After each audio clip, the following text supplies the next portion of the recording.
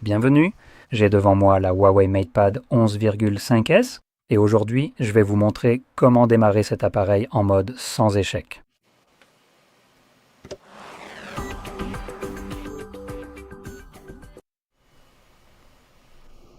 Alors, pour commencer, nous devrons activer ou accéder aux options de démarrage, ce qu'on fait en maintenant le bouton d'alimentation. Maintenant, quand vous commencez à le maintenir, vous aurez d'abord Celia ou l'IA de Huawei qui s'affiche, ignorez-la et continuez à maintenir le bouton jusqu'à ce que les options de démarrage soient visibles.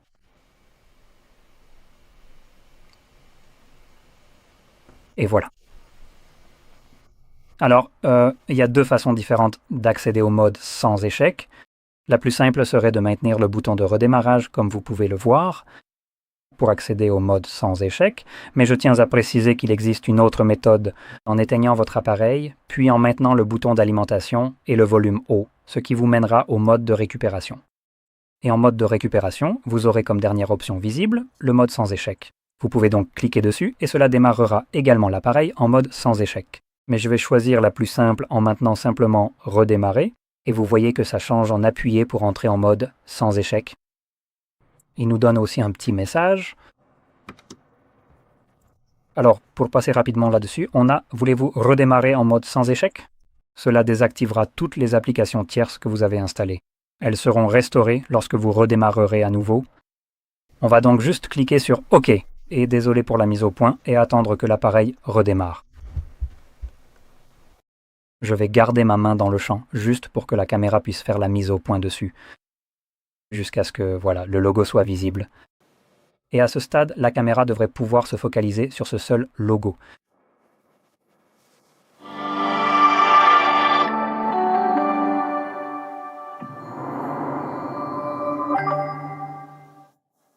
J'ai couvert les haut-parleurs parce que c'est d'un volume insupportable.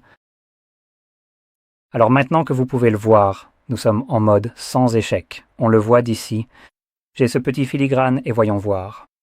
Alors sur les Huawei, l'entreprise cache en fait les applications qui ne fonctionneront pas dans ce mode, car il est conçu pour le dépannage de votre appareil. En gros, toute application qui n'est pas considérée comme essentielle ou faisant partie des applications standards fournies avec l'appareil est désactivée. Ici, elles disparaissent simplement de notre vue. Vous pouvez donc voir des espaces vides. C'est là où nous avions des applications.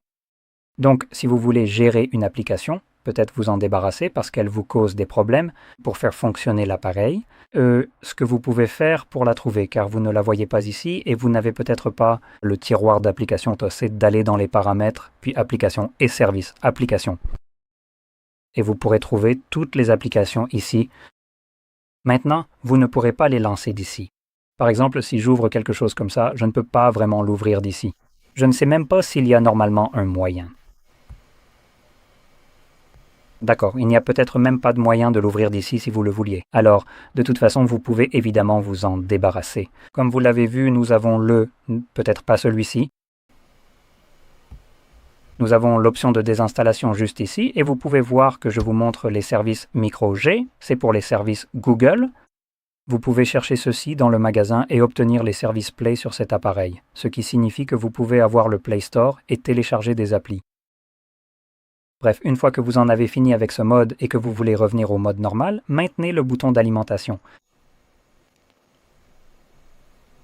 Encore une fois, ignorez ce truc qui s'affiche. Et d'ici, on va juste cliquer sur « Redémarrer » et cela va redémarrer l'appareil et nous ramener au mode normal. Eh bien, écoute, allez, voilà, tu vois, c'est comme ça, tout simplement.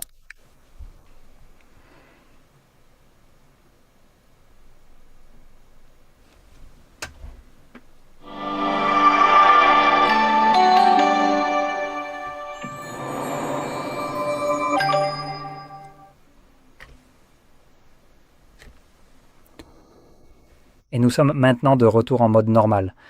Alors, si vous avez trouvé cette vidéo utile, n'oubliez pas de liker, de vous abonner et merci d'avoir regardé.